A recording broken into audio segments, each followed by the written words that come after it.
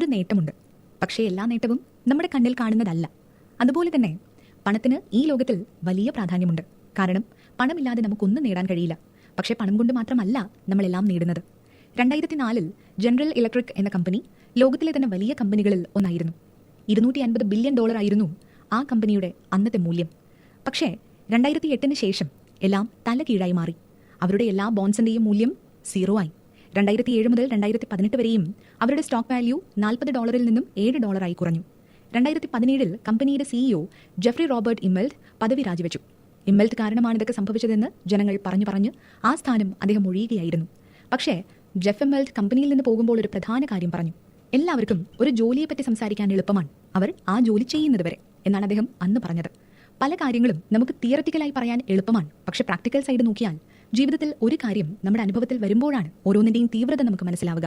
ഇമ്മൽറ്റിന് ശേഷം വന്ന സിഇഒയ്ക്ക് 14 മാസങ്ങൾക്കുള്ളിൽ അതിന്റെ യഥാർത്ഥ ബുദ്ധിമുട്ട് മനസ്സിലായി.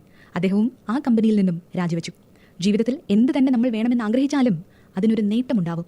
S&P 500 എന്നൊരു സ്റ്റോക്ക് 50 വർഷത്തിൽ 199 മടങ്ങ് വളർച്ച നേടി. നമ്മൾ ചെയ്യേണ്ടത് ഇത്ര മാത്രമായിരുന്നു: കുറച്ച് പണം അതിൽ നിക്ഷേപിച്ച് 50 വർഷം ഒന്നും ചെയ്യാതെ കാത്തിരിക്കുകയായിരുന്നു. പക്ഷെ നമ്മളെ കൊണ്ടത് പറ്റുമോ? പലരും പറയാറുണ്ട് സ്റ്റോക്സ് കുറേ കാലത്തേക്ക് സൂക്ഷിച്ചു വെക്കാൻ. പക്ഷെ നമുക്ക് അത്രയും ക്ഷമയുണ്ടോ? നമ്മൾ ജീവിതത്തിൽ വിജയിക്കണമെങ്കിൽ അതിനൊരു വില നമ്മൾ കൊടുക്കേണ്ടി വരും. നമ്മുടെ ടെൻഷൻ, ഭയം, സമയം ഇതൊക്കെ നമ്മൾ കൊടുക്കേണ്ടി വരും. നിങ്ങൾക്ക് മിനിമം 11% വാർഷിക ലാഭമുണ്ടെങ്കിൽ നിങ്ങൾക്ക് ധൈര്യമായി റിട്ടയർമെന്റ് പ്ലാൻ ചെയ്യാം. ഇപ്പോൾ നിങ്ങൾക്കൊരു കാർ വാങ്ങണം എന്നാണ് ആഗ്രഹമുള്ളതെങ്കിൽ 3 കാര്യങ്ങൾ ചെയ്യാം. 1, പണം കൊടുത്ത് ആഗ്രഹിച്ച കാർ വാങ്ങാം. 2, വലിയ കാർ വാങ്ങാനുള്ള പണമില്ലെങ്കിൽ നമ്മുടെ ആവശ്യം നന്നായി മനസ്സിലാക്കി അതിന് പറ്റുന്ന കുറഞ്ഞ വിലയിൽ ഒരു കാർ വാങ്ങാം. 3, ഒരു കാർ മോഷ്ടിക്കാം. ഉറപ്പായും 99% ആളുകളും കാർ മോഷ്ടിക്കില്ല. മോഷ്ടിച്ചാൽ അതുകൊണ്ടുണ്ടാവുന്ന നഷ്ടം ലാഭത്തേക്കാൾ വളരെ വലുതാണ് എന്ന ബോധ്യം നമുക്കുള്ളത് കൊണ്ടാണ് മോഷ്ടിക്കാൻ ശ്രമിക്കാത്തത്. എല്ലാ കാര്യങ്ങൾക്കും ഒരു വിലയുണ്ട്. ആ വില മനസ്സിലാക്കിയാൽ നമുക്ക് ജീവിക്കാൻ ആവശ്യമായത് എന്തൊക്കെയാണെന്ന് നമുക്ക് മനസ്സിലാക്കാൻ കഴിയും. ജനറൽ ഇലക്ട്രിക്സ് കമ്പനിയുടെ പഴയ സിഇഒ ആയ ജോൺ ഫ്രാൻസിസ് വെൽഷ് ജൂനിയർ എന്ന ജാക്ക് വെൽഷാണ് ജിഇയുടെ തകർച്ചയ്ക്ക് യഥാർത്ഥ കാരണക്കാരൻ. ജാക്ക് വെൽഷ് എപ്പോഴും വെള്ള സ്ട്രീറ്റ് അനലൈസ് ചെയ്യുന്നതിനപ്പുറമുള്ള സ്റ്റോക്ക് മാർക്കറ്റ് പ്രൈസ് ഓരോ വർഷവും കൊടുത്തിരുന്നു. എൻഡ് യൂസർ സെയിൽസിന് പകരം അവരുടെ സ്വന്തക്കാർക്കും പരിചയക്കാർക്കും ഒക്കെ സെയിൽ ചെയ്തിരുന്നു. ആ സെയിൽസ് എസ്റ്റിമേഷൻ പത്രത്തിലും വാർത്താ ചാനലുകളിലും ഒക്കെ വന്നിരുന്നു. അതുകൊണ്ട് ജിഇയുടെ സ്റ്റോക്കും വളർച്ചയിലായിരുന്നു. പക്ഷേ അതിന് പിന്നാലെ വന്ന പ്രതിസന്ധിയെ ആളുകൾ കണക്കാക്കിയില്ല. 2008 ക്രാഷിൽ ഈ കുതന്ത്രത്തിന് വില കൊടുക്കേണ്ടി വന്നത് ജെഫ് ഇമ്മൽറ്റ് ആയിരുന്നു. എന്തുകൊണ്ടാണ് ആളുകൾ നീണ്ട കാലം കിട്ടേണ്ട ഗുണത്തിനേക്കാൾ കാറ്, വീട്, ബൈക്ക് എന്നതിനൊക്കെ വലിയ രീതിയിൽ ചിലവാക്കുന്നതെന്നറിയാമോ? ആർക്കും ക്ഷമയില്ല. ഇൻവെസ്റ്റ്മെന്റിന്റെ റിട്ടേൺ പെട്ടെന്ന് കിട്ടുന്ന ഒന്നല്ല എന്നത് നമ്മൾ മനസ്സിലാക്കണം. ഒരു ഉദാഹരണം പറയാം. നമ്മൾ എന്തിനാണ് ഹെൽമെറ്റ് ധരിക്കുന്നതെന്ന് ചോദിച്ചാൽ അധികം ആളുകളുടെ മറുപടി പോലീസ് പിടിക്കാതിരിക്കാൻ എന്നാവും. ആപത്തെന്നത് എപ്പോൾ വേണമെങ്കിലും വരാമെന്ന് ആരും ചിന്തിക്കാറില്ല. ഇത് കേൾക്കുമ്പോൾ പഴയൊരു ഉപദേശമായി തോന്നാം. പക്ഷേ ഇതാണ് ജനങ്ങളുടെ മനസ്സിലുള്ള കാര്യം. ആളുകളുടെ കാഴ്ചപ്പാട് എപ്പോൾ മാറുന്നോ അപ്പോൾ എന്താണോ ആവശ്യം അത് തിരഞ്ഞെടുക്കും. സ്റ്റോക്ക് മാർക്കറ്റിൽ പണം നിക്ഷേപിക്കുന്ന ഒരാൾ 20% പണം ഡിക്ലൈൻ ആയാലും കുഴപ്പമില്ലെന്ന് പറയും. പക്ഷേ ഡിക്ലൈൻ ആവുമ്പോഴാണ് ആ ബുദ്ധിമുട്ട് മനസ്സിലാക്കുക. ഡിക്ലൈൻ ആയാൽ പലരും പെട്ടെന്ന് തന്നെ പണം പിൻവലിക്കും. കഴിഞ്ഞ വർഷം ഡിസ്നിലാൻഡ് കാണാൻ 18 മില്യൺ ആളുകൾ പോയിട്ടുണ്ട്. ഡിസ്നിലാൻഡിന്റെ ശരാശരി ടിക്കറ്റ് വില $100. അങ്ങനെ ഒരു ചെറിയ കാഴ്ചയ്ക്കായി അത്രയും ദൂരം യാത്ര ചെയ്ത് $100 ചിലവഴിക്കാൻ ആളുകൾ രണ്ടാമതൊന്നും ആലോചിക്കാറില്ല. ഇതേ മനോഭാവത്തോടെ നമ്മൾ സ്റ്റോക്ക് മാർക്കറ്റ് നോക്കിയാൽ മേലെ പോകുന്നതും താഴെ വീഴുന്നതുമാണ് നിങ്ങളുടെ നേട്ടം. പക്ഷേ കുറച്ചു കാലം കാത്തിരുന്നാൽ നിങ്ങൾക്ക് നല്ല അനുഭവം ഉറപ്പായും ഉണ്ടാകും. നിങ്ങളിൽ നിന്നും വ്യത്യസ്തമായി ട്രേഡിംഗ് നടത്തുന്ന ഒരാളുടെ അടുത്ത് നിന്നും പഠിക്കുമ്പോൾ നിങ്ങൾ വളരെയധികം ശ്രദ്ധിക്കണം. .com ബബിൾ അല്ലെങ്കിൽ ഇന്റർനെറ്റ് കുമിള അല്ലെങ്കിൽ വിവരസാങ്കേതിക വിദ്യാ കുമിള എന്നൊക്കെ അറിയപ്പെടുന്ന സാമ്പത്തിക പ്രതിസന്ധി 1997-2000 കാലഘട്ടത്തിലാണ് ഉണ്ടായത്. 2000-ൽ .com ബബിൾ നടക്കുമ്പോൾ 6.2 ട്രില്യണിന്റെ നഷ്ടമുണ്ടാക്കി. എന്നാൽ ഈ ലോകത്ത് ഇത്തരം കാര്യങ്ങളൊക്കെ ഇടയ്ക്കിടയ്ക്ക് നടന്നിട്ടും ആരും എന്തുകൊണ്ടാണ് അതിൽ നിന്നും പാഠങ്ങൾ പഠിക്കാത്തത്? ഇത് കാലങ്ങളോളം ഒരു സൈക്കിൾ പോലെ ആവർത്തിച്ചുകൊണ്ടേയിരിക്കുന്നു. അതിന് കാരണം ഒന്ന് മാത്രമാണ്: മനുഷ്യന്റെ അത്യാഗ്രഹം. മനുഷ്യൻ ഒരു കാര്യം ആഗ്രഹിക്കുമ്പോൾ അതെന്തുകൊണ്ടാണ് ആഗ്രഹിക്കുന്നതെന്നും അതിന്റെ പിന്നിലെ കാരണം എന്താണെന്നൊന്നും ചിന്തിക്കാറില്ല. പക്ഷേ ഇത് മാത്രമല്ല കാരണം. വളരെ ചെറിയ ഇൻഫർമേഷൻ കിട്ടി അതിൽ ലോജിക് ഒട്ടും അപ്ലൈ ചെയ്യാതെ എടുക്കുന്ന തീരുമാനങ്ങളാണ് അബദ്ധങ്ങളിലേക്ക് കൊണ്ടെത്തിക്കുന്നത്. ബബിൾസിലും ആളുകളുടെ അത്യാഗ്രഹത്തിലും മാത്രം പഴിചാരിയാൽ നമുക്കൊന്നും പഠിക്കാൻ കഴിഞ്ഞെന്ന് വരില്ല. അത് രണ്ടും പ്രധാനപ്പെട്ട വിഷയമാണ്. പക്ഷേ അതിൽ മാത്രം ഒതുങ്ങുന്നതല്ല പ്രശ്നം. ഇവിടെയുള്ള എല്ലാവരും ജീവിതത്തിൽ വലുതും ചെറുതുമായ എന്തൊക്കെയോ നേടുന്നുണ്ട്. പക്ഷേ നമ്മൾ സ്വന്തമാക്കിയ കാര്യത്തിന് എപ്പോഴും മൂല്യമുണ്ടാകും എന്ന് നമ്മൾ പ്രതീക്ഷിക്കുന്നത് ന്യായമല്ല. അതാണ് നമ്മുടെ പണത്തിന്റെ കാര്യത്തിലും സംഭവിക്കുന്നത്. ഒരു ഭാഗം താഴ്ന്നു പോയാൽ മറ്റൊരു ഭാഗം ഉയർന്നു വരും.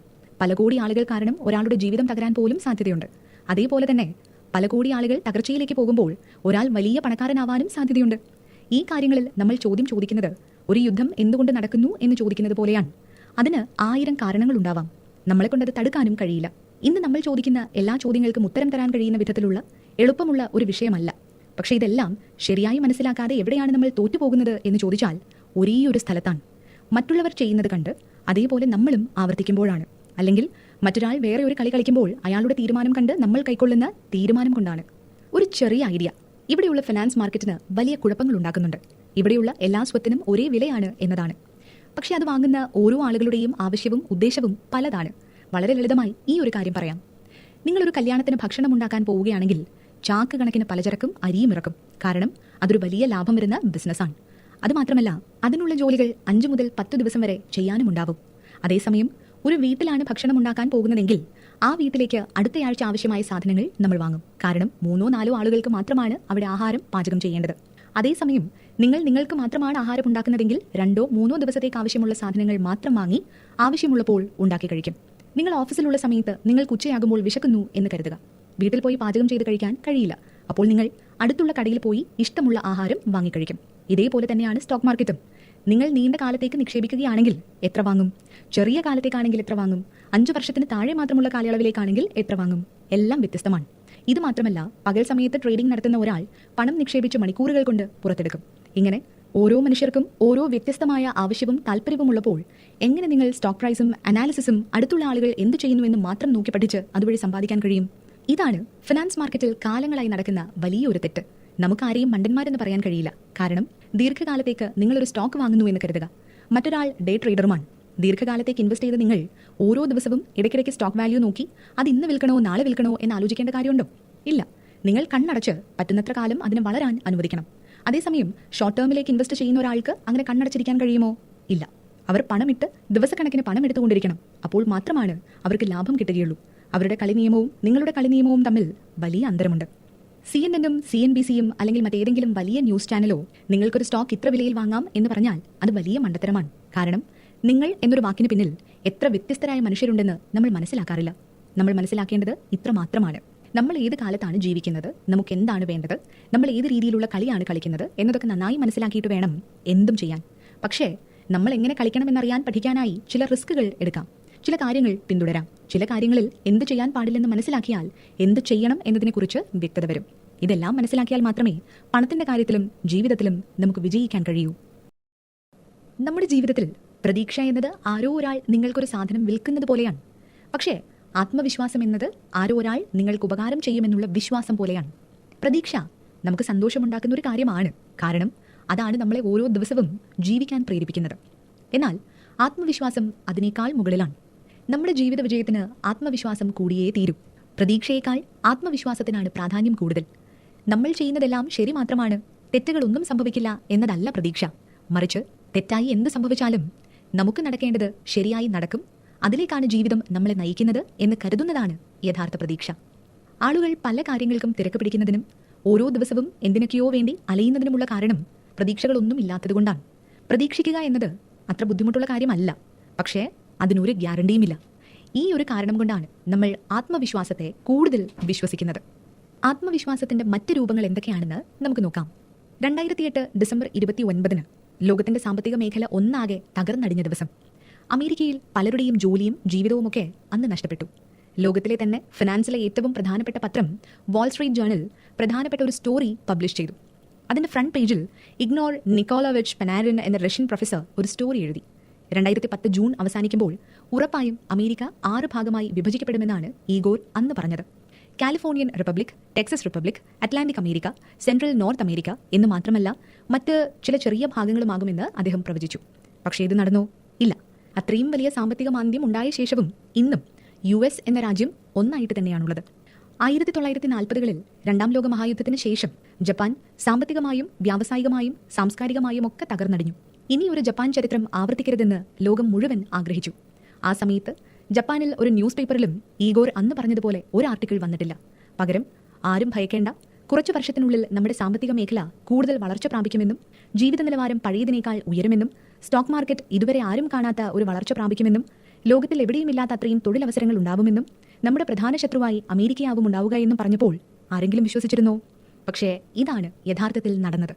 ഫാക്ട്ഫുൾനെസ് എന്ന ബുക്ക് എഴുതിയ ഹാൻസ് റോസ്ലിംഗ് ഒരു പ്രധാന കാര്യം പറഞ്ഞിട്ടുണ്ട്. ഈ ലോകത്തിലുള്ള ആരോട് ചോദിച്ചാലും ഈ ലോകം ഭയപ്പെടുന്നതും വിശ്വസിക്കാൻ കഴിയാത്തതും പ്രശ്നങ്ങൾ നിറഞ്ഞതാണെന്നും പറയും. ഇതും പണവും തമ്മിൽ എന്താണ് ബന്ധം? ലോകരാജ്യങ്ങൾ എടുത്തു നോക്കിയാൽ ഇന്ത്യ അമേരിക്കയേക്കാൾ ചെറുതാണ് എന്ന് കരുതി ഇന്ത്യ ദരിദ്രരാഷ്ട്രമല്ല. പക്ഷേ നമ്മൾ താരതമ്യം ചെയ്ത് നോക്കുമ്പോൾ നമ്മൾ ചെറുതെന്ന് തോന്നും. അതായത് നമുക്ക് അക്കരെ പച്ച തോന്നി അമേരിക്കയാണ് നല്ലത് എന്ന് നമ്മൾ ചിന്തിക്കും. ആത്മവിശ്വാസത്തിന് അധിക പ്രാധാന്യം കൊടുക്കേണ്ടതിന് ഒരു കാരണമുണ്ട്. പണം എല്ലായിടത്തും ഉള്ളത് തന്നെയാണ്. എന്തെങ്കിലും ഒരു ചെറിയ കാര്യം തെറ്റായി സംഭവിച്ചാൽ അതെല്ലാവർക്കും ഒരു താക്കീതാണ്.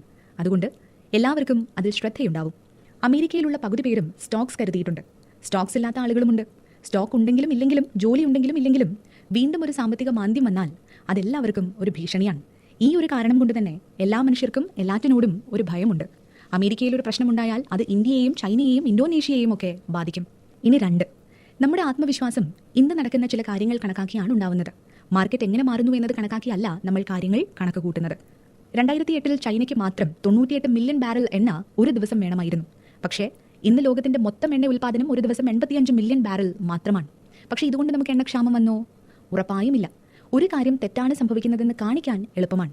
പക്ഷേ ഈ ലോകം ഓരോ തവണയും എങ്ങനെയാണ് മാറുന്നതെന്ന് പഠിപ്പിക്കാൻ ബുദ്ധിമുട്ടാണ്. ഇനി 3, വളർച്ച വളരെ സാധാരണമായി നടക്കുന്ന ഒന്നാണെന്ന് നമുക്ക് തോന്നാം. പക്ഷേ ഒരു പ്രശ്നം നമുക്ക് പെട്ടെന്ന് സ്ട്രൈക്ക് ചെയ്യും. സത്യത്തിൽ ഓരോ ആളുകളും മനസ്സിലാക്കേണ്ടത് എപ്പോൾ വീണാലും അതിൽ നിന്നും ഉയർത്തെഴുന്നേൽക്കാനുള്ള അവസരം ഏറെ ഉണ്ടെന്നുള്ളതാണ്. 2004 ന്യൂയോർക്ക് ടൈംസ് സ്റ്റീവൻ ഹോക്കിൻസിന്റെ ഒരു ഇന്റർവ്യൂ നടത്തി. അദ്ദേഹത്തോട് നിങ്ങൾ എപ്പോഴും എങ്ങനെയാണ് സന്തോഷത്തോടെ ഇരിക്കുന്നതെന്ന് ചോദിച്ചു. 21-ാം വയസ്സിൽ അസുഖം ബാധിച്ച് പാരലൈസ്ഡ് ആയ അദ്ദേഹം പറഞ്ഞ മറുപടി, അസുഖം വന്ന് കിടപ്പിലായപ്പോൾ ഇനിയൊരു ജീവിതമില്ലെന്ന് കരുതിയ തനിക്ക് പിന്നീട് കിട്ടിയതെല്ലാം ഒരു ബോണസ് ആണെന്നാണ്. മോശമായി സംഭവിക്കും എന്ന് നമ്മൾ വിചാരിച്ചൊരു കാര്യം നന്നായി സംഭവിക്കുമ്പോൾ നമ്മൾ സന്തോഷിക്കാറില്ലേ? അത് വലിയൊരു നല്ല കാര്യമാണ്. ഈ ലോകത്തുള്ള പല വിധത്തിലുള്ള നുണകൾ കാണുമ്പോൾ നമുക്കത് സത്യം പോലെ തോന്നും. നമ്മുടെ ഭൂമിക്ക് മുകളിൽ ഒരു ഏലിയനെ കൊണ്ടുവച്ച് 2007 ശേഷം ഉണ്ടായിരിക്കുന്ന എല്ലാ കാര്യങ്ങളും നോക്കിക്കാണാൻ പറഞ്ഞാൽ ആ ഏലിയൻ കാണുന്ന കാര്യങ്ങൾ ഇതൊക്കെയാവും. 2007 ശേഷം പലരും വലിയ യൂണിവേഴ്സിറ്റികളിൽ പോയി പഠിച്ചു. 2007 ശേഷം എല്ലാവരുടെയും കൈകളിൽ സ്മാർട്ട് ഫോൺ വന്നു. ആരോഗ്യമേഖല മികച്ചതായി. കാറിന്റെയും ബൈക്കിന്റെയും മൈലേജ് 2007 ശേഷം വർദ്ധിച്ചു. 2007 ശേഷം ഫിനാൻസിനെ കുറിച്ചുള്ള പഠന കോഴ്സുകൾ കൂടുതലായി വന്നു. 2007 ശേഷം പട്ടിണി കുറഞ്ഞു. ഇതിനപ്പുറം 2007 2009 ഇടയിൽ സിവിൽ എഞ്ചിനീയറിംഗ് മേഖലയിൽ വലിയ മാറ്റങ്ങൾ സംഭവിച്ചു. ആ ഏലിയൻ കുറച്ചുകൂടി അകത്തേക്ക് വന്ന് നോക്കിയാൽ 2009 US-ൽ 16 ട്രില്യൺ ജനങ്ങൾ ദരിദ്രരായിരുന്നു. അതുമാത്രമല്ല 10 മില്യൺ ആളുകൾക്ക് ജോലിയില്ലായിരുന്നു. സ്റ്റോക്ക് മാർക്കറ്റ് 2007 2 മടങ്ങ് കുറവായിരുന്നു. ഇതിനെല്ലാം കാരണം എന്താണെന്നാണ് നിങ്ങൾ കരുതുന്നത്? ഒരേ ഒരു കാരണമാണ്. അവർ ഒരു കഥ വിശ്വസിച്ചു. ബാങ്കേഴ്സ്, റിയൽ എസ്റ്റേറ്റ് ഏജന്റ്സ്, വലിയ കമ്പനികളുടെ ലീഡേഴ്സ് തുടങ്ങിയവരാണ് എല്ലാത്തിന്റെയും വില നിശ്ചയിക്കുന്നത്. അത് സ്റ്റോക്ക് മാർക്കറ്റ് ആയാലും ബിസിനസ് ആയാലും എന്നാണ് അവർ വിശ്വസിച്ചിരുന്നത്. 2008 നടന്ന സംഭവത്തിന് ശേഷം 2009 ഈ കഥ ആരും വിശ്വസിക്കാതായി. നമ്മൾ വിശ്വസിക്കുന്ന ചില കഥകൾ നമ്മുടെ സ്വത്തിനെ ചിലപ്പോൾ ബാധിച്ചേക്കാം. ആ കഥകൾ കാരണമാണ് പല തീരുമാനങ്ങളും നമ്മൾ കൈക്കൊള്ളുന്നത്. നമ്മൾ വിശ്വസിക്കുന്ന കഥകൾ ചില സമയം നല്ലതും കൊണ്ടുവരും, ചിലപ്പോൾ മോശവും കൊണ്ടുവരും. നമ്മൾ ഏത് തീരുമാനം എടുക്കുന്നതിന് മുമ്പും, പ്രത്യേകിച്ച് പണത്തെക്കുറിച്ചുള്ള തീരുമാനങ്ങൾ എടുക്കുന്നതിന് മുമ്പ് 2 കാര്യങ്ങൾ മനസ്സിൽ വെക്കണം. ആദ്യത്തെ കാര്യം, എന്തെങ്കിലും ഒന്ന് സത്യമായിരുന്നെങ്കിൽ എന്ന് നമ്മൾ വിശ്വസിക്കുന്നത് ചിലപ്പോൾ അതുള്ളതിനേക്കാൾ അധികമാണെന്നുള്ള തെറ്റിദ്ധാരണ നമുക്കുണ്ടാകാം. ഹർഷത് മേഹത്തെ നിങ്ങൾക്കെല്ലാവർക്കും അറിയാം. ഹർഷത് മേഹത്ത സ്റ്റോക്ക് മാർക്കറ്റിൽ ജോലി ചെയ്യുമ്പോൾ സ്റ്റോക്കിലുണ്ടായിരുന്ന കമ്പനികൾ നന്നായി നടക്കുന്നുണ്ടെന്ന് അദ്ദേഹം പല രീതിയിൽ വിശ്വസിപ്പിച്ചു. ആ വിശ്വാസം കൊണ്ട് പലരും ആ സ്റ്റോക്കിൽ പണം നിക്ഷേപിച്ചു. അതവർക്ക് പല മടങ്ങ് ലാഭമുണ്ടാക്കി. പക്ഷേ ആ കാലത്ത് RBI റെഗുലേഷൻ അത്ര കർശനമല്ലാതിരുന്നതുകൊണ്ട് ആർക്കും ഏത് കമ്പനിയിൽ പണം നിക്ഷേപിക്കണം എന്നറിയില്ലായിരുന്നു. ലാഭത്തിനു വേണ്ടി മാത്രമാണ് പലരും പണം നിക്ഷേപിച്ചത്. പൂട്ടിപ്പോയ കമ്പനികളിൽ പോലും ലാഭമുണ്ടാക്കാമെന്ന് തെറ്റിദ്ധരിച്ച് പലരും പണം നിക്ഷേപിച്ചു. ഇതേപോലെ തന്നെയായിരുന്നു 2008 വാറൻ ബഫറ്റ് ഒരു കമ്പനിയിൽ പണം നിക്ഷേപിച്ചപ്പോൾ പല ആളുകളും ആ കമ്പനിയിൽ ഇൻവെസ്റ്റ് ചെയ്തു. അതിന്റെ കാരണം അവർ വിശ്വസിച്ച കഥയും അവരുടെ പ്രതീക്ഷയുമാണ്. വാറൻ ബഫറ്റ് നിക്ഷേപിച്ച കമ്പനി നല്ല കമ്പനി തന്നെയായിരുന്നു. സോ നമ്മൾ വിശ്വസിക്കുന്ന കഥ നമ്മളെ എങ്ങോട്ട് വേണമെങ്കിലും കൂട്ടിക്കൊണ്ടുപോയേക്കാം. 2ാമത്തെ കാര്യം, എല്ലാവർക്കും ഈ ലോകത്തോട് പൂർണ്ണമല്ലാത്ത ഒരു വീക്ഷണമുണ്ട്. ആ വീക്ഷണത്തെ നമ്മൾ നമ്മുടെ സ്വന്തം അനുഭവവുമായി ബന്ധിപ്പിക്കും. നമ്മൾ ജനിച്ചപ്പോൾ ഈ ലോകം നമുക്ക് പുതിയതായിരുന്നു. അപ്പോൾ നമ്മൾ കണ്ട കാഴ്ചകളൊക്കെ നമുക്ക് പുതുമയുള്ളതുമായിരുന്നു. നമുക്ക് നമ്മുടെ അച്ഛനും അമ്മയ്ക്കും അപ്പുറം വേറെ വിശ്വാസമൊന്നുമില്ലായിരുന്നു. അച്ഛനും അമ്മയും ചെയ്യുന്ന കാര്യങ്ങളോ നമ്മൾ ചെയ്യുന്ന കാര്യങ്ങളോ പോലും എന്താണെന്ന് നമുക്കറിയില്ലായിരുന്നു. ലോകത്തിലെ ഒന്നും തന്നെ നമുക്കറിയില്ലായിരുന്നു. നമ്മുടെ അച്ഛനും അമ്മയും എന്തിനാണ് ജോലിക്ക് പോകുന്നതെന്ന് നമുക്കറിയില്ലായിരുന്നു. കാലം മുന്നോട്ട് പോകുന്തോറുമാണ് എല്ലാത്തിന്റെയും അർത്ഥം നമുക്ക് മനസ്സിലായി തുടങ്ങിയത്. അതൊക്കെ മനസ്സിലാക്കുന്നതിന് മുമ്പ് അച്ഛനും അമ്മയും പറയുന്നതൊക്കെ നമ്മൾ വിശ്വസിച്ചിരുന്നു. കാർട്ടൂൺ ആനിമേഷൻ ശരിക്കുമുണ്ടെന്ന് നമ്മൾ വിശ്വസിച്ചിരുന്നു. അതേപോലെ തന്നെയാണ് പണത്തിന്റെ ലോകവും. കാലം കഴിയുന്തോറും മാത്രമേ നമുക്ക് സത്യങ്ങൾ മനസ്സിലാവുകയുള്ളൂ. ഫിലിപ്പ് ഡെഡ്ലോക്ക് എന്ന സൈക്കോളജിസ്റ്റ് ഒരിക്കൽ എഴുതി, ഈ ലോകത്തിലെ എല്ലാ കാര്യങ്ങളും നമ്മുടെ നിയന്ത്രണത്തിലും നമ്മൾ വിചാരിക്കുന്നത് പോലെയും നടന്നാൽ അത് കേൾക്കാൻ മാത്രമേ നന്നായിരിക്കുകയുള്ളൂ. നമുക്ക് കേൾക്കാൻ ഇഷ്ടമുള്ള ഒരു കാര്യം നമ്മുടെ ജീവിതത്തിൽ യഥാർത്ഥത്തിൽ നടന്നാൽ, നമ്മുടെ നിയന്ത്രണത്തിലുള്ള ഒരു ജീവിതം നേടിയാൽ അത് നമുക്ക് സന്തോഷം തരും. യഥാർത്ഥത്തിൽ വിശ്വസിക്കാൻ കഴിയാത്ത കഥകളേക്കാൾ നമ്മുടെ നിയന്ത്രണത്തിൽ വരുന്ന കഥകൾ നമ്മൾ കൂടുതൽ വിശ്വസിക്കും. ഇതെല്ലാം നമ്മൾ കുട്ടികളെ പോലെ ഇപ്പോഴും ചെയ്തുകൊണ്ടിരിക്കുന്ന കാര്യങ്ങളാണ്. ചില കാര്യങ്ങൾ നമ്മുടെ ലോജിക്കിനപ്പുറമുള്ളതാണെങ്കിലും അതെല്ലാം നമ്മൾ വിശ്വസിച്ച് ജീവിക്കും. ഈ കഥകളൊന്നും അറിയാതെ മുകളിൽ നിന്നും നോക്കുന്ന ആ ഏലിയൻ നമ്മൾ തന്നെയാണ്. നിങ്ങൾ ഇത്രയും നേരം ഈ ഓഡിയോ കേട്ടതിന് അഭിനന്ദനങ്ങൾ. കാരണം നിങ്ങൾ എന്തോ പഠിക്കണം എന്ന് കരുതിയാണ് ഇത്ര നേരം കേട്ടത്. നിങ്ങൾ പഠിക്കേണ്ട വലിയൊരു കാര്യമെന്നത് പണത്തിന്റെ കാര്യത്തിൽ നിങ്ങൾ മറ്റുള്ളവർക്ക് ഉപദേശങ്ങൾ കൊടുക്കുന്നതും മറ്റുള്ളവരിൽ നിന്ന് ഉപദേശങ്ങൾ വാങ്ങുന്നതും എത്രമാത്രം അപകടമുള്ളതാണ് എന്നതാണ്. 1931 ക്ലാരൻസ് ഹ്യൂസ് ദന്ത ഡോക്ടറെ കാണാനായി പോയി. അദ്ദേഹത്തിന്റെ പല്ലിന് അസഹനീയമായ വേദനയുണ്ടായിരുന്നു. അതിന് ഡോക്ടർ ചെയ്തത് എന്താണെന്നറിയാമോ? അനസ്തീഷ്യ കൊടുത്തു. കുറച്ചു സമയത്തിന് ശേഷം എഴുന്നേറ്റ് നോക്കുമ്പോൾ അദ്ദേഹത്തിന്റെ 16 പല്ലുകളും ടോൺസിൽസും നീക്കം ചെയ്തിരുന്നു. ആ സർജറി വിജയകരമായിരുന്നു. പക്ഷേ അദ്ദേഹത്തിന്റെ ഭാര്യ ഡോക്ടറുടെ പേരിൽ കേസ് കൊടുത്തു. 1931 സർജറി എന്ന് പറഞ്ഞാൽ മരണമെന്നായിരുന്നു വിശ്വാസം. ഹ്യൂസിന്റെ പല്ലുകൾ സമ്മതം കൂടാതെയാണ് പറിച്ചതെന്നായിരുന്നു ഭാര്യ കേസ് കൊടുത്തത്. എന്നാൽ ഡോക്ടർ ചെയ്യാൻ കഴിയുന്നതിൽ ഏറ്റവും മികച്ച ചികിത്സയാണ് ചെയ്തതെന്നാണ് വാദിച്ചത്. ഈ കേസിന് പിന്നീടെന്ത് സംഭവിച്ചു എന്നാർക്കും അറിയില്ല. 1930 ഇപ്പോൾ ഉള്ളതുപോലെയുള്ള റൂൾസ് ആൻഡ് റെഗുലേഷൻസ് ഒന്നും നിലവിലില്ലായിരുന്നു. അപ്പോൾ ഉണ്ടായിരുന്ന നിയമപ്രകാരം ഒരു ഡോക്ടർക്ക് അയാളുടെ പേഷ്യന്റിന്റെ രോഗം ഭേദമാക്കാൻ അല്ലെങ്കിൽ ജീവൻ രക്ഷിക്കാൻ കഴിയുമെന്ന് തോന്നിയാൽ ഏത് വഴിയും സ്വീകരിക്കാമെന്നതാണ്. ഒരാൾക്ക് നല്ലത് ചെയ്യാൻ അല്ലെങ്കിൽ രോഗം മാറ്റാൻ ഇതാണ് ഒരേയൊരു മാർഗം എന്നൊന്നില്ല. ആ കേസിൽ ഡോക്ടറിന് എന്ത് ചെയ്യാൻ കഴിയുമായിരുന്നു എന്ന് നിങ്ങളൊന്ന് ആലോചിച്ചു നോക്കൂ. കാൻസ് എന്ന പ്രശസ്ത ഡോക്ടർ ഒരിക്കൽ എഴുതി, മെഡിസിൻ എന്നത് സങ്കീർണമായൊരു ജോലിയാണ്. രോഗികൾക്കും ഡോക്ടർമാർക്കും ഇടയിൽ നടക്കുന്ന പ്രശ്നങ്ങളും സങ്കീർണമാണ്. മെഡിസിൻ ഇൻഡസ്ട്രി കഴിഞ്ഞാൽ സങ്കീർണമായ പ്രൊഫഷൻ ഏതാണെന്നറിയുമോ? Financial advice. നിങ്ങൾക്കൊരു അഡ്വൈസ് തരാൻ കഴിയില്ല. കാരണം നിങ്ങൾക്ക് എന്താണ് വേണ്ടത് എന്നെനിക്ക് അറിയില്ല. അങ്ങനെ നിങ്ങൾക്ക് എന്താ വേണ്ടതെന്ന് എനിക്കറിയുമെങ്കിലും അതെപ്പോൾ എങ്ങനെ വേണം എന്നെനിക്കറിയില്ല. അതുകൊണ്ട് തന്നെ ഈ പുസ്തകത്തിന്റെ എഴുത്തുകാരനോ ഞാനോ നിങ്ങൾക്ക് നേരിട്ട് ഒരു ഫിനാൻഷ്യൽ അഡ്വൈസും തന്നിട്ടില്ല. പക്ഷെ ചില കാര്യങ്ങളിൽ ഞങ്ങൾ നിങ്ങളെ സഹായിച്ചിട്ടുണ്ട്. 1000 തീരുമാനങ്ങൾ ഓരോരുത്തരും വ്യത്യസ്തമായി എടുത്താലും നിങ്ങൾ പിന്തുടരേണ്ട ചില കാര്യങ്ങൾ മാത്രം പറയാം. നിങ്ങൾ വഴിമാറിപ്പോയാലും കുഴപ്പമില്ല. നിങ്ങളുടെ കാര്യങ്ങളെല്ലാം ശരിയായി നടക്കുമ്പോൾ കുറച്ച് പക്വതയും വിവേകവും നമുക്കുണ്ടാവണം.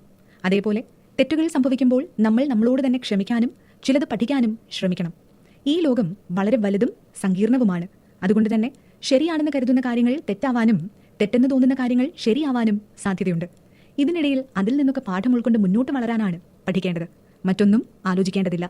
എന്താണ് നമ്മുടെ നല്ലത്, എന്താണ് നമ്മുടെ ശാപം എന്നൊന്നും നമുക്ക് ഒരിക്കലും കണക്ക് കൂട്ടാനേ കഴിയില്ല. നമുക്ക് എത്രത്തോളം തലക്കനവും അഭിമാനവും കൂടുതലുണ്ടോ അത്രത്തോളം നമ്മുടെ സമ്പത്ത് കുറയാനാണ് സാധ്യത.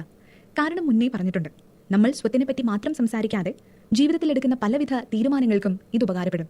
ആ തീരുമാനങ്ങളാണ് നിങ്ങളുടെ ഭാവി കാലം തീരുമാനിക്കുന്നത്. നിങ്ങൾ രാത്രി സമാധാനമായി ഉറങ്ങണമെങ്കിൽ നിങ്ങളുടെ പണം നിങ്ങളുടെ നിയന്ത്രണത്തിലായിരിക്കണം.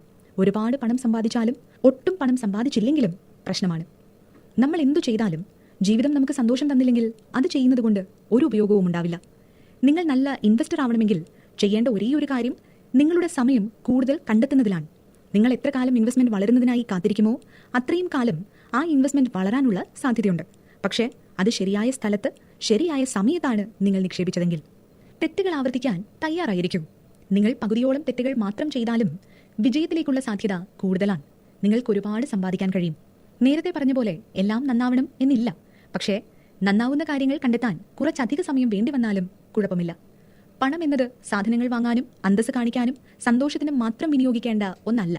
പണം ബുദ്ധിയോടെ ചിലവഴിക്കുന്ന ഒരാൾ അയാളുടെ സമയത്തെ കൂടി വിനിയോഗിക്കാനാണ് ശ്രമിക്കുക. കാരണം സമയം ഒരിക്കൽ പോയാൽ തിരിച്ചു വരില്ല. ആഡംബരം കാണിക്കാത്ത നല്ല മനുഷ്യനായി ജീവിക്കുക. പണം കൊണ്ട് മാത്രം നേടാൻ കഴിയാത്ത ചിലതുണ്ട്. അതിൽ പ്രധാനമാണ് നിങ്ങൾക്ക് ചുറ്റുമുള്ള മനുഷ്യർ. സമ്പാദിക്കൂ, അതിന് കാരണം ആവശ്യമില്ല. നമ്മൾ സമ്പാദിക്കുന്ന പണം എപ്പോഴാണ് നമുക്ക് ഉപകാരപ്പെടുക എന്ന് പറയാൻ കഴിയില്ല. വിജയത്തിന് പിന്നിൽ ഈ നേട്ടമുണ്ട്. ഈ ലോകത്തുള്ള എല്ലാറ്റിന് പിന്നിലും ഒരു നേട്ടമുണ്ട്. വിജയം ഒരു വലിയ നേട്ടത്തോടെയാണ് വരിക. അതിന് നിങ്ങൾ തയ്യാറായിരിക്കണം. ഇല്ലെങ്കിൽ നിങ്ങളുടെ ജീവിതത്തിൽ സന്തോഷമില്ലാതെ പോകും. തെറ്റുകൾ സംഭവിക്കും. അതെപ്പോൾ വേണമെങ്കിലും പ്രതീക്ഷിക്കാം. നമ്മൾ വിചാരിക്കുന്നതെല്ലാം അതേപോലെ തന്നെ സംഭവിച്ചാൽ നമുക്ക് പുതുതായി ഒന്നും പഠിക്കാനുണ്ടാവില്ല, വളരാനും കഴിയില്ല. 2 വശവും മൂർച്ചയുള്ള കത്തിയുടെ അടുത്ത് നിൽക്കരുത്. അങ്ങനെ ഒരു കത്തിമുനയിലേക്ക് എത്തിക്കുന്ന തീരുമാനങ്ങളൊന്നും എടുക്കുകയും അരുത്. പണത്തിനു വേണ്ടി ഒന്നും അധികമായും ചെയ്യരുത്, എന്നാൽ കുറവുമാവരുത്. നിങ്ങളുടെ ആവശ്യത്തിനും സാഹചര്യത്തിനും അനുസരിച്ചാണ് നിങ്ങൾ പ്രവർത്തിക്കേണ്ടത്. റിസ്ക് എടുക്കാൻ പഠിക്കണം. റിസ്ക് എടുത്താൽ മാത്രമേ നിങ്ങൾക്ക് ലാഭമുണ്ടാക്കാൻ കഴിയൂ. എല്ലാം നഷ്ടപ്പെടുത്തുന്നത്ര റിസ്ക് എടുക്കുന്നത് ഒട്ടും ശരിയല്ല. പണം ഒരു കളി പോലെയാണ്. ഇപ്പോൾ എങ്ങനെ എന്തിന് കളിക്കുന്നു എന്ന് നിങ്ങൾ തിരിച്ചറിയണം. ആ കളി നിങ്ങൾക്ക് ഇഷ്ടമാണോ എന്നും ചിന്തിക്കണം. അറിവുള്ളവർ നിങ്ങൾ ചെയ്യുന്നതെല്ലാം തെറ്റാണെന്ന് പറയാം.